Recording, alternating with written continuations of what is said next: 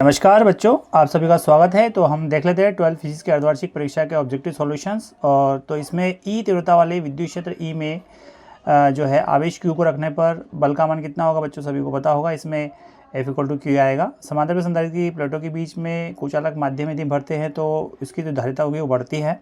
Second option, विशिष्ट प्रतिरोध का ऐसा ही मात्रक होता है ओम × मीटर। थर्ड ऑप्शन, लेंज का नियम जो है वो ऊर्जा संरक्षण पर नियम पर आधारित है। बच्चों सभी ने लगाया होगा।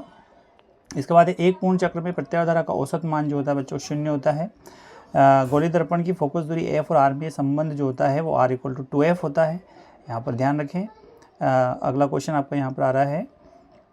इसमें दो सजातीय आवेश एक दूसरे को प्रतिकर्षित करते हैं। 3 माइक्रोफेरेड धारिता के जो 3 संधारित्रों को यदि हम श्रेणी क्रम में जोड़ेंगे तो तुल्य धारिता 1 माइक्रोफेरेड होगी। विद्युत धारा संबंधी किरचॉफ का जो नियम है वो आवेश संरक्षण पर आधारित है। एक आदर्श अमीटर का जो प्रतिरोध होता है बच्चों 0 होता है। और धारामापी प्रणाली का जो है वो दंड चुंबक की भांति व्यवहार करती है। स्पर्श दृष्टि की न्यूनतम दूरी 25 सेंटीमीटर होती है। अगला क्वेश्चन आपका यहाँ पर आ रहा है। सही जोड़ी आ रही है बच्चों। धारावाही प्रणाली का में चुंबकीय जो क्षेत्र होता है बच्चों वो आपका यहाँ पर प्रणालिका के भीतर चुंबकीय क्षेत्र जो तीव्रता होती है वो होती है μ0 Ni। लॉरेंस बल जो है वो आपका आएगा QBV sin थीटा। इसके बाद अक्षीय स्थिति में चुंबकीय क्षेत्र जो होता है μ0/4π2m/d³।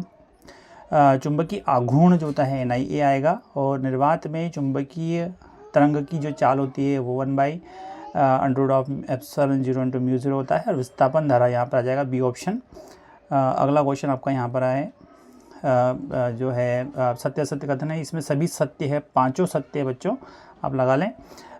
इसमें पहला वाला भी सत्य है, सेकंड वाला भी सत्य है, ये भी सत्य है, ये भी सत्य है और ये भी सत्य, सभी सत्य आएंगे इसमें। एक शब्द में आंसर दीजिए। इसका क्वेश्चन आंसर देख लेते हैं। समांतर में संधारित्र की धारिता का सूत्र C = K ε0 × A/d होता है।